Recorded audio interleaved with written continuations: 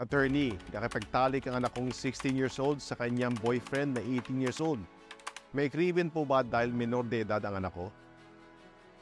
Depende. Una, dapat tandaan na may kakayahan ang sino mga tao sa edad na 16 na magbigay ng pahintulot. Sa ilalim ng RA 11648, itinaas ang age of consent mula 12 years old hanggang 16 years old. Ibig sabihin yan, hindi maituturing na rape sa ilalim ng RA 8353 o anti-rape law ang pakikipagtalik sa isang taong 16 years old pataas kung ito ay may pahintulot niya. Hindi rin ito maituturing na child abuse sa ilalim ng RA 7610 o Special Protection of Children Against Abuse, Exploitation, and Discrimination Act.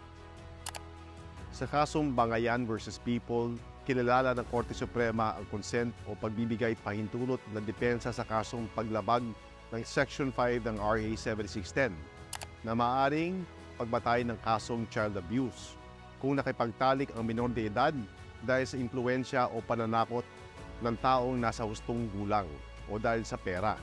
Hindi ibig sabihin na dahil adult ang pinaratangan, ginamit niya ang impluensya niya para makipagtalik sa minor de edad. Hindi rin ito simple seduction under Article 338 ng Revised Penal Code maliban na lang kung nakuha ang pahintulot na makipagtalik dahil sa panlilindang. Para sa karagdagang impormasyon, i-follow niyo ako, Dawalang Lokohan, kay Atty. Tony Roman.